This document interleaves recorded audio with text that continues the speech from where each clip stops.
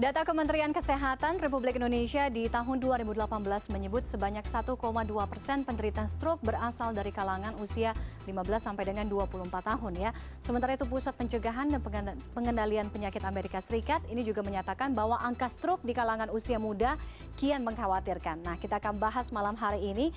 Saya sudah tersambung dengan Dr. Ruslan Yusni Hasan atau Dr. Yu, spesialis bedah saraf Rumah Sakit Mayapada. Dr. Yu, apa kabar? Selamat malam.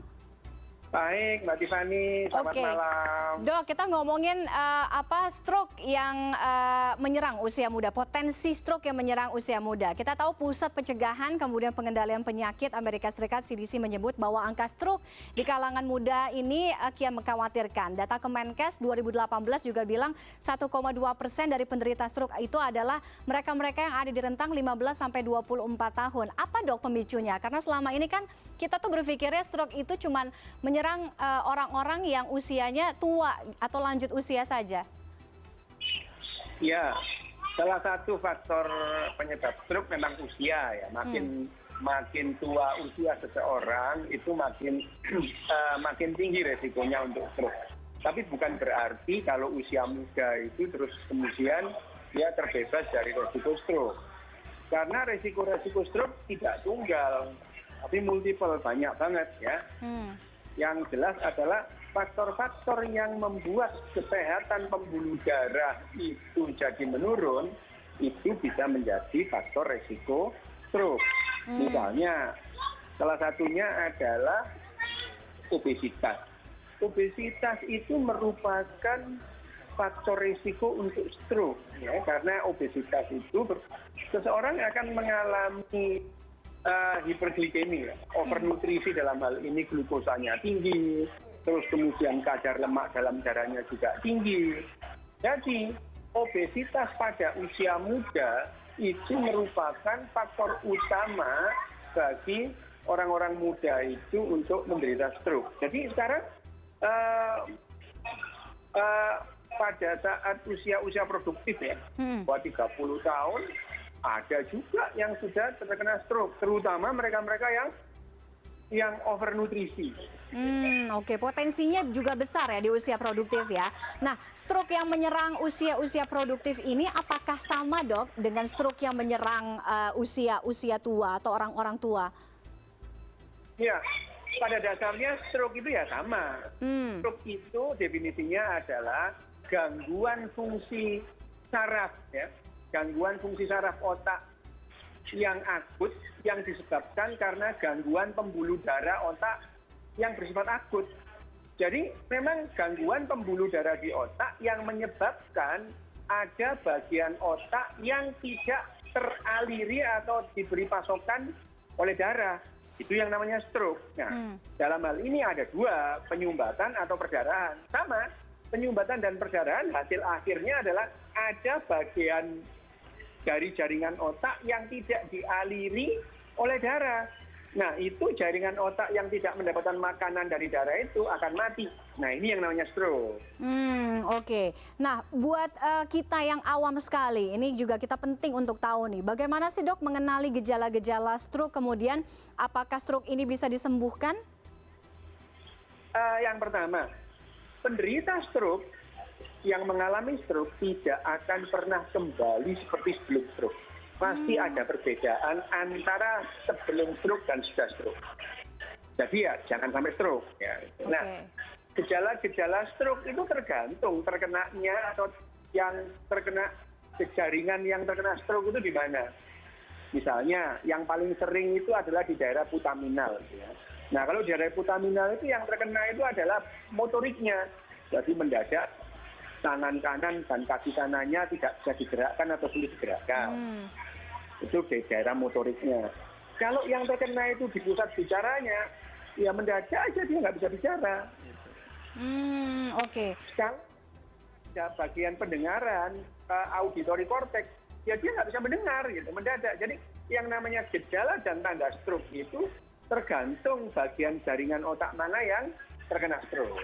Oke. Jadi walaupun misalnya dengan pengobatan, dengan terapi, itu pun juga tidak akan menghilangkan stroke ya. Paling tidak mungkin mengurangi itu tadi ya. Tidak akan sama seperti kondisinya sebelum dia kena stroke itu tadi ya dok?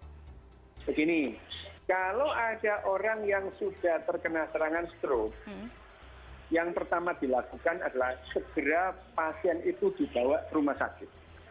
Jadi kalau menemukan seseorang mengalami serangan stroke, segera telepon ambulans sampai secepatnya ke rumah sakit. Nah, kalau di rumah sakit yang dilakukan dokter adalah mendiagnosa sesegera mungkin, ya, yang namanya early diagnosis dan kemudian prompt treatment, ya. Di Amerika itu sepertiga penderita stroke itu berakhir dengan kematian meskipun sudah diobati dengan benar. Nah, diagnosa yang cepat itu sangat penting. Makanya kalau ada kita menemukan penderita dengan serangan stroke, yang terpikir harusnya adalah segera dibawa ke pusat kesehatan rumah sakit yang ada unit stroke-nya, ada CT scan, ada MRI, ada dokter bedah saraf, ada dokter saraf yang 24 jam bisa diakses. Ya, itu. Nah, setelah terdiagnosa stroke itu, dokter tentu akan melakukan tindakan segera. Yang pertama adalah life saving, menyelamatkan hidupnya. Jadi dokter akan berusaha bagaimana pasien ini harus hidup. Yang kedua, membatasi kecacatan. Ini yang dilakukan. Karena pasti cacat. Stroke itu pasti cacat. Sedikit atau banyak, cacat ada juga yang tidak tampak seperti semula, tapi itu kalau diperiksa dengan teliti pasti ada perbedaan. Oke, pasti ada dampaknya ya. Dok, terakhir dok, ini saya mau meluruskan ya mitos-mitos soal stroke yang ada di luar sana kan. Banyak yang nggak tahu juga nih. Katanya ada yang bilang stroke itu sama dengan serangan jantung. Kemudian yang kedua, stroke itu hanya menyerang ke orang-orang yang overnutrisi atau overweight itu tadi. Jadi orang-orang yang obesitas. Benar atau tidak? Tidak. Yang pertama, kalau dikatakan serangan stroke itu seperti serangan jantung, ada benarnya juga.